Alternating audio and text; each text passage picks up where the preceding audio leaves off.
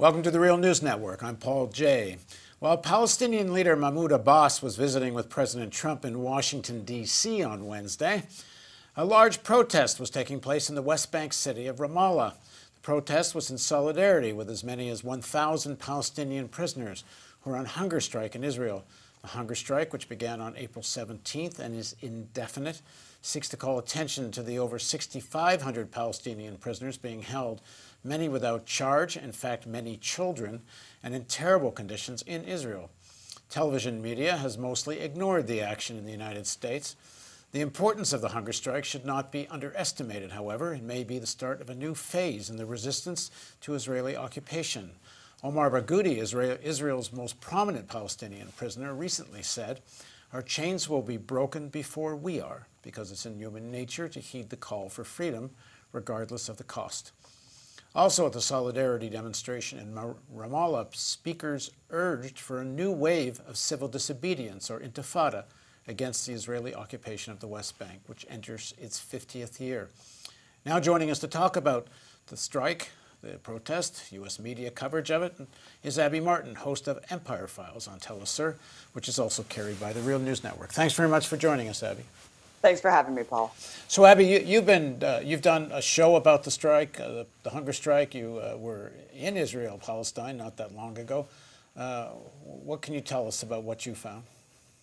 Well, yeah, I think the most shocking thing, Paul, is no matter what you read, how many videos you watch about this issue, nothing will prepare you for the brutality on the ground, the repressive nature of the military occupation. I mean, we're talking about the West Bank that's under martial law. A brutal occupation, like you said, that's entering its 50th year.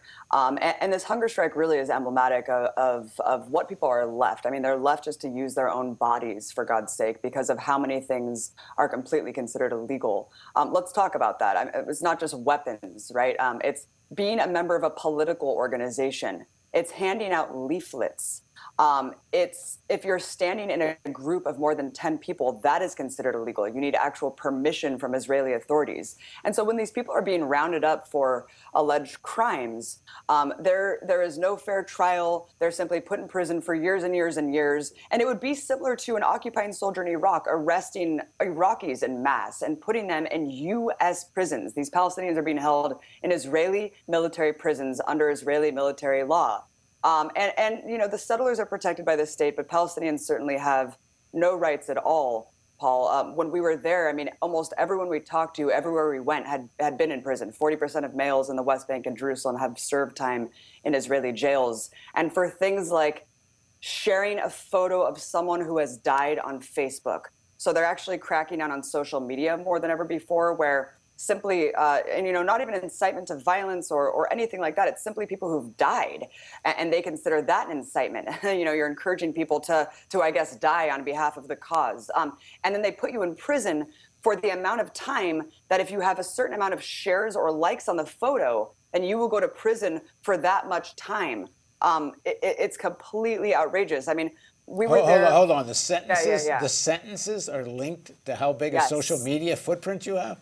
Absolutely, yeah. And even just simply raising a flag. I mean, raising a Palestinian flag. We were in this town called Sebastia, this ancient archaeological site. And the day that we got there, 2 Palestinians had been shot by Israeli forces for simply erecting a flag on a hill, Paul. But the resilience there is so strong that the next day, that flag was raised back on that hill, despite, you know, them knowing that they could be shot and killed for it. Now, well, many of the people in prison, in Israeli prisons, have been rounded up for the kinds of things you're talking about, for protesting, or perhaps even rock throwing, and so on. Some of the prisoners have been convicted. I've put that somewhat in quotes because they are in military trials, normally, not civilian trials. Most of these cases, if I understand it correctly, Palestinians charged with quote-unquote terrorist acts, and I'll get to that in a second, go before military tribunals. But that being said, some of them have been convicted. I think some of the people who have been convicted have acknowledged in one form or another that they were involved in some kind of an armed attack. And that kind of goes to one of the issues at the heart of the strike and of the imprisonment. Are these people in jail who have been involved in armed resistance? In other words, have they been involved in armed resistance against an occupation, which generally speaking is legal under international law, There's some provisions about whether you're wearing a uniform or not, so that puts it in somewhat a gray area. Or, as the Israelis want to say, are these people terrorists? And when you read the articles in the Jerusalem Post and other Israeli or pro-Israeli press, and they write about the hunger strike, every fourth word is terrorist. In any given paragraph, terrorist will show up 3-4 times. So how do you deal with this question of, what's armed resistance and what's terrorism? Well, very simple. I mean, as you said, under international law, resistance to an occupation is considered illegal in many senses. But I think this statistic really says it all, Paul. 40% of people who have served time in Israeli prisons have never been even accused of committing acts of violence. So this is completely non-violent resistance or non-violent measures that have put these people in prison. So. And who knows about the other 60%? I mean, we're talking about a system that is so unfair that it's over 99% conviction rate for some of these people. And, you're talking about the hunger strike. Gilad Erdan, Israel's public security minister, actually said, in light of a bill that banned that essentially was trying to stop the hunger strikers by allowing force feeding for the hunger strikers. He's basically calling it a terrorist attack. He's saying that simply hunger strikers are committing a new type of terrorist attack, threatening the security of Israel. I mean, can you believe the language that's warped and twisted to try to justify these gross human rights violations? And I wanted to also talk about something else. I mean, a lot of these people are protesting what they call administrative detention, which is 500 people are being held in administrative detention right now, which is a lot considering that I think only 6,000 prisoners are in Israeli prisons. Of course, over 1/6 are currently on hunger strike, but 500 of these people are being held without charges or trial for 6 months at a time. There were several cases when we talked to Adamir, who you guys recently interviewed too. Of course, Real News has been totally on top of this issue, making up for the horrible coverage in the mainstream media. But Adamir was telling us that these people can be held up to the precipice of the day that they're supposed to be released without charges or trial, without, based on secret documents. And then the last day that they're being held, they just revamp it. So it's another 6 months of just waiting with bated breath, in misery, not knowing when you're going to be released. I mean, it's absolutely insane. There's reports of the brutality, the conditions that these people are being held in. Over 90% are subjected to torture. Reports of Israeli prison cells in outdoor cages holding some Palestinian children. And you said the rock throwing thing. I think this is really important too, because this is really a symbol of resistance, kind of this whole David and Goliath thing, this biblical, symbology. And when you look at what they've done, these kids are just throwing rocks at occupation tanks and soldiers who are armed to the teeth. And they are put in prison.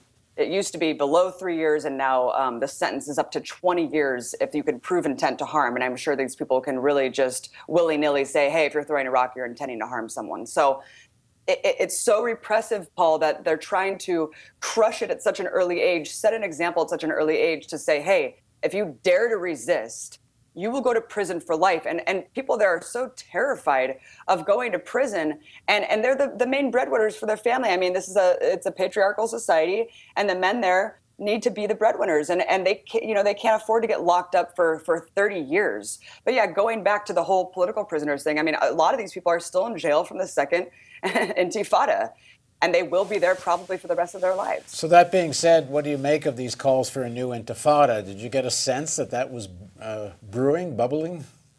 I talked to Miko Piled, the son of the Israeli general, and he said that he really feels like things are reaching a peak, and he thinks that a new Intifada can definitely emerge, and he thinks the whole Zionist project could collapse very soon. I'm not that optimistic. I think that with the unshakable bond of the U.S. military-industrial complex and the U.S. empire, it's going to be very hard without massive outside pressure in terms of BDS, et cetera, to really see that. Because as we know, Paul, the repressive martial law system in the West Bank and kind of the vanishing of the Israeli left, it doesn't look like there's much hope within Israeli society to change the situation. But I absolutely agree with the calls for a massive nonviolent civil disobedience, and I completely stand in solidarity with the Palestinians who are resisting this occupation.